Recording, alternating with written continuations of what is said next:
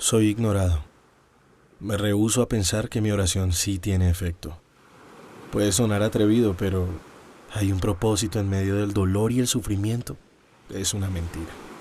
No necesito depender de nada ni de nadie. Le enseñaré a mis hijos que la oración no sirve para nada y son palabras que se las lleva el viento. Es tonto creer que habrá respuesta. A menos que decida cambiar mi perspectiva acerca de la oración y revertir esto. Habrá respuesta.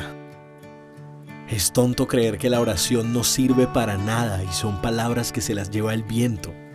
Le enseñaré a mis hijos que no necesito depender de nada ni de nadie. Es una mentira. Hay un propósito en medio del dolor y el sufrimiento. Puede sonar atrevido, pero mi oración tiene efecto.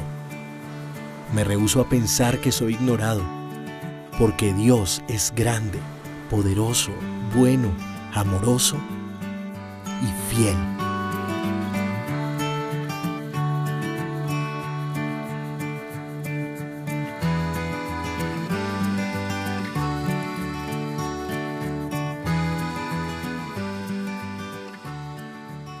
Hola familia Confra, buenos días. Seguimos con nuestra serie SOS, cuando siento que Dios no escucha. Hoy queremos hablar acerca de cuando el temor me persigue. Quiero que pensemos en esto porque llegan a nosotros muchas noticias acerca de todo lo que está pasando en el mundo. Y es imposible que el temor en momentos no nos embargue. Y por más que nos esforzamos y tratamos de pensar de manera correcta, como decíamos hace 8 días, y todos los consejos que recibimos y lo que la palabra de Dios nos dice en cuanto a cuidar nuestros pensamientos, lo cierto es que hay momentos que en nuestra humanidad sentimos preocupación y sentimos temor. Los discípulos también sintieron temor. En un momento cuando Jesús les habla, les enseña y les dice todo lo que tienen que enfrentar en la vida, ellos también sintieron temor. Y quiero que pensemos hoy en algo que Jesús les dijo. Jesús les dijo lo siguiente, Jesús les dijo: no tengan miedo, mi rebaño pequeño, porque es la voluntad del Padre darles el reino. Lucas 12:32.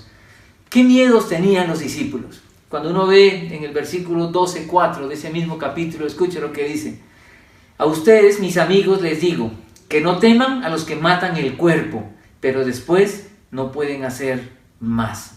¿Qué temor tenían ellos? Temor a la muerte. Como lo que estamos hoy viviendo y sintiendo en algunos momentos. Temor a la muerte, ellos también lo tenían. Y Jesús les dice: no teman. Pero ¿cómo así no temer? Si es humano sentir temor ante todo lo que se está viviendo y lo que los discípulos vivían en aquel momento. Ellos tenían temor a la muerte, no por una pandemia, temor a ser perseguidos por su fe y morir. Había otros temores que ellos tenían. Vea el temor que ellos tenían en el versículo 29 y 31. Vea lo que dice: así que no se afanen por lo que han de comer o beber, dejen de atormentarse. El mundo pagano anda tras todas estas cosas, pero el Padre sabe que ustedes las necesitan. Vean, ¿cuál era el temor que ellos tenían? ¿Cuál era el afán que ellos tenían? Lo que dice aquí: la comida, la bebida, la vivienda. Temores que hoy también son reales. Los mismos temores que tenían los discípulos en aquel entonces, los mismos temores que también surgen hoy. Pero Jesús no solo dice eso, luego les dice: ustedes, por el contrario, busquen el reino de Dios y todas estas cosas les serán añadidas. Lo que Jesús les dice a ellos: no tengan temor. Y otra vez: mi rebaño pequeño, porque es la voluntad del Padre darles el reino. Y quiero que pensemos en solo este versículo y quiero resaltar algunos aspectos de lo que Jesús les dice, que creo que son relevantes y pertinentes para nosotros hoy. Lo primero que dice el texto es: no tengan miedo, mi rebaño pequeño. Quiero que pensemos solamente en esto: mi rebaño pequeño. Cuando uno piensa en mi rebaño pequeño, otra traducción va a decir manada pequeña. Acá hay algo muy importante. Primero dice manada, rebaño. ¿Sabe qué es importante pensar en esto? Porque no estamos solos. Jesús vino a esta tierra a dar la vida por usted, por mí, por nosotros. Somos un rebaño, somos un grupo, una manada. Por eso la iglesia es una gran familia. Ante el individualismo de este tiempo, la propuesta de Jesús es: andamos en grupo, andamos en familia. Por eso qué precioso ser iglesia en este tiempo. Qué bueno ser familia en este tiempo. Aún si usted está solo en la casa, como hemos dicho varias veces, no queremos que esté solo. Queremos conectarnos a través de todas las plataformas digitales. Estamos usando todo lo que tenemos al alcance. Y fíjese, aún los que no tienen acceso a estas cosas, qué bueno que el teléfono fijo nos sirva para estar en contacto. Gracias a Dios por esto. Quiero contarles aquí una anécdota. La semana pasada una persona cogió un teléfono y acercó el teléfono para que otra persona que solo tiene un teléfono fijo pudiera escuchar los devocionales que estamos enviando, que puede escuchar el mensaje que estamos transmitiendo. ¿Saben qué bonito que uno nos preocupemos por otros? Porque eso es ser familia. Cuando acá dice manada, nos está hablando de grupo, de comunidad. Y también nos habla de algo más. Cuando dice manada, rebaño, un rebaño tiene un pastor. Entonces pensar en que somos una familia, somos un rebaño, somos un grupo, pero tenemos un pastor. No temas, manada pequeña, tenemos un pastor. Y quiero que pensemos en lo de pequeño también. Cómo me encanta pensar en esto de pequeño. No por mi estatura. ¿Sabe por qué? Porque Dios coge lo pequeño para hacer cosas grandes.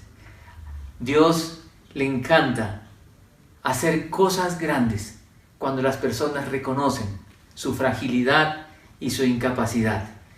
Por eso que ante la fascinación por la grandeza, qué bueno pensar que Jesús habla de lo pequeño. Y así uno puede encontrar en la Escritura muchos ejemplos. Uno puede pensar en el pueblo de Israel, un pueblo pequeño, pero que Dios lo escogió para a través de ese pueblo bendecir al mundo. Dios escogió discípulos, personas sencillas, comunes y corrientes, que de pronto nadie hubiera reclutado en ese tiempo para que sea parte de su equipo. Pero Jesús recluta personas sencillas, comunes, para hacer cosas grandes. Esa es la belleza del Evangelio. Esa es la belleza de cómo Jesús obra. No temas, manada pequeña. Y otra vez, tenemos un pastor. Y ante las preocupaciones de este tiempo, que podamos pensar, tenemos a un pastor que cuida de nosotros. Si nos sentimos a veces pequeños, poca cosa, incapaces, impotentes ante tantas cosas que estamos viviendo, qué bueno recordar que Dios usa la fragilidad humana para hacer cosas grandes y poderosas. Esa es la historia de la revelación de Dios en la palabra de Dios. Yo le animo a que aproveche este tiempo de cuarentena. Si tiene tiempo extra, porque hay gente que está trabajando más ahora en este tiempo en casa, usted pueda leer más la palabra de Dios y encontrar esta belleza de que Dios coge lo débil para avergonzar a lo fuerte. ¿Sabe lo que dice 1 Corintios 1, 21 al 31? Se lo leo, escuche por favor. Dice, pero Dios escogió lo insensato del mundo para avergonzar a los sabios, y escogió lo débil del mundo para avergonzar a los poderosos. También Dios escogió lo más bajo y despreciado, y lo que no es nada, para anular lo que es, a fin de que en su presencia nadie pueda jactarse. Pero gracias a Él, ustedes están unidos a Cristo Jesús, a quien Dios ha hecho nuestra sabiduría, es decir, nuestra santificación, redención, para que, como está escrito, si alguien ha de gloriarse, que se gloríe en el Señor. Por tanto, no haya ningún tipo de presunción, sino más bien darle gracias a Dios, porque lo que tenemos hoy, lo que somos hoy, es gracias a Él. Por eso en este tiempo, pensar en esto, no temas. Manada, somos familia, pequeña, pero Él es poderoso en nuestra fragilidad y tenemos un pastor. No temas, manada pequeña. Pero no solamente dice eso. Luego el texto dice, es la voluntad del Padre. ¿Es la voluntad del Padre? Tenemos un Padre. Qué bueno pensar en este tiempo que tenemos un Padre. Jesús quería que sus discípulos pensaran que en medio de sus temores, ellos recordaran, pensaran, reflexionaran, creyeran que tienen un Padre. Cuando pensamos en Padre, a veces es un poco difícil porque hay gente que ha tenido malas experiencias paternas en esta tierra. Pero quiero que pensemos que el referente de paternidad no es el hombre en esta tierra, sino es Dios como papá verdadero, protector, que cuida. En el Antiguo Testamento 15 veces aparece la palabra Padre, pero sabe que en el Nuevo Testamento 245 veces aparece esta expresión, dando a entender esa nueva relación en la que Dios entra con nosotros como Padre. cuando los discípulos le dijeron a Jesús, enséñanos a orar. Jesús les dijo, cuando ustedes oren, deben orar así: Padre nuestro. Como les dije la semana pasada, qué bueno que cuando usted lea la Biblia pueda leer en varias traducciones, comparar. Cuando uno compara este texto en la traducción en lenguaje actual, escuche lo que dice. Dice, no tengan miedo, mi pequeño grupo de discípulos. Dios el Padre de ustedes quiere darles su reino. Vea lo bonito. Dios el Padre de ustedes. Él es nuestro papá. Por tanto, en este tiempo, en medio del temor que nos puede embargar, pensemos que tenemos un papá. Ahora Él no es el Padre de todos. Hay gente que dice, es el Padre de toda la humanidad. No. Dice la palabra de Dios que a todos los que le recibieron y creen en su nombre, les dio la potestad de ser hechos hijos de Dios. Por tanto, todos somos criaturas de Dios. Hemos sido creados por Él. Pero ¿quiénes son sus hijos? Aquellos que creen, lo reciben, porque ponen toda su confianza y la vida en sus manos. Eso es ser un hijo de Dios. Por eso en este tiempo, qué bueno pensar, qué bueno llenar nuestra mente de esto, de la palabra de Dios, que nos dice que somos sus hijos. Él nos adoptó como sus hijos. Jesús, al final del Evangelio de Juan, dice lo siguiente, dice, no me toques, porque aún no he subido a mi Padre. Mas ve a mis hermanos y diles, subo a mi Padre y a vuestro Padre, a mi Dios y a vuestro Dios. Por eso en este tiempo, que podamos pensar, no temamos, manada, rebaño pequeño, nuestro Padre está con nosotros. Pero el texto continúa y dice algo más. Dice que al Padre le ha placido darnos el reino. Lo tercero que quiero que pensemos. Y cuando otra vez comparamos traducciones, vea lo que dice. En la Nueva Versión Internacional, que es la que usamos mucho en la confra, dice, la buena voluntad del Padre es darles el reino. Dice en la Reina Valera del 60, vuestro Padre le ha placido. En la Biblia Las Américas, vuestro Padre ha decidido. Y en la Nueva Traducción Viviente dice, pues el Padre le da mucha felicidad entregarles el reino. Aquí lo que llama la atención es la palabra dar, placer, dicha. Si algo Dios goza, se deleita, si algo le alegra el corazón, es en dar. El hombre es egoísta por naturaleza. Dios es generoso y Dios da. Y Dios quiere darnos. Y Él se alegra en esto. La felicidad del corazón de Dios es dar. Y Él quiere darnos el reino. No dice negociar, no dice vender, no dice prestar, dice dar. Él quiere darnos el reino. Y Él ha decidido esto. A Él le place hacer esto. Cuando pensamos en el reino, uno dice, pero reino, ¿qué es el reino? En pocas palabras, cuando piensa en el reino de Dios, quiero que piense en esto. Podríamos bien decir, es el gobierno de Dios. Y como todo gobierno de Dios, tiene normas, tiene decretos, tiene leyes. Y esas están en su palabra, aquí, en su palabra. Por eso cuando hablamos del reino de Dios, Dios no le ha placido, Dios goza en darnos el reino, es en darnos sus leyes, su palabra, su verdad, su voluntad, y que nosotros seamos parte de eso. Y cuando somos parte de eso, y Él gobierna nuestra vida, la vida es la mejor vida que uno puede vivir. Por eso, como nos involucramos en este reino donde Él es el que gobierna, o en este gobierno donde Él es el gobernante, es cuando vivimos de acuerdo a su palabra. Este reino de Dios, más de 110 veces aparece en los 4 evangelios. Es parte esencial de la proclama, la predicación de Jesús, anunciando el reino de Dios, porque Él quiere que usted y yo vivamos bajo ese gobierno, bajo su autoridad. Porque cuando vivimos bajo su autoridad, podemos realmente ser felices. Lo que quisiera que pensáramos aquí es que ante este mundo individualista, la propuesta del Evangelio es: vivimos en grupo, vivimos en familia, no estamos solos. Ante este mundo de orfandad y de abandono, Dios es nuestro Padre que cuida y está con nosotros y que vela por nuestras necesidades. Él es un buen Padre. Y cuando pensamos en las rebeldías y en los abusos de poder que hay en Colombia y el mundo, qué bueno pensar que Él es un Rey justo y poderoso. Por eso, ante tantas preocupaciones, tantas noticias tristes, y es verdad que apenas estamos aquí en Colombia empezando todo esto, van a llegar momentos peores, pero por favor, lejos de asustarnos, lejos de entrar en pánico, pensemos en esto: no temamos, rebaño pequeño. A nuestro Padre le ha placido, le agrada entregarnos el reino.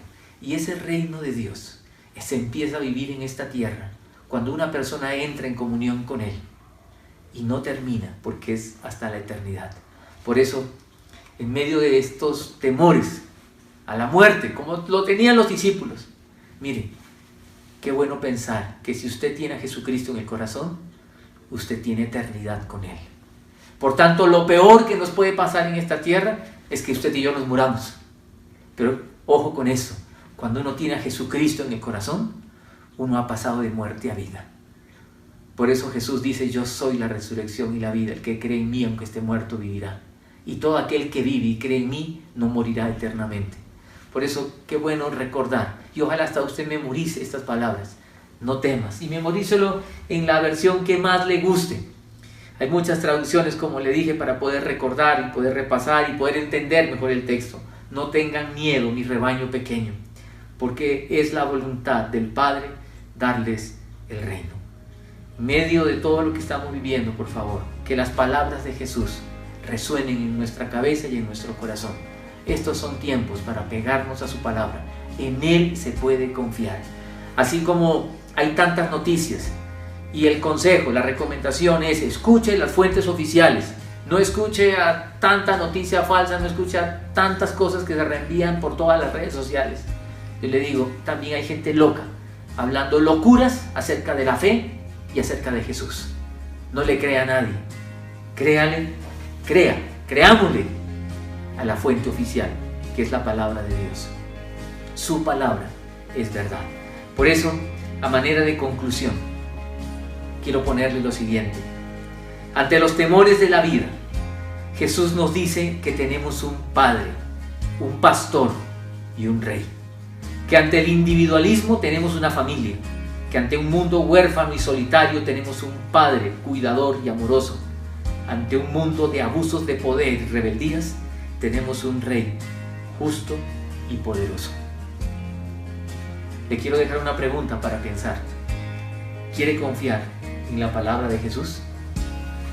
¿O quiere confiar en tantos sabios que aparecen en este tiempo por todos lados? No me crea a mí, créale a Jesús y su palabra, que ha dicho: no temas, y póngale su nombre o el nombre de su familia, que es un pequeño rebaño. No teman los Pérez, los Rodríguez, los Martínez, los Villena, los Sánchez, los González, etcétera, etcétera, etcétera. Todas las familias, no temas, no temas.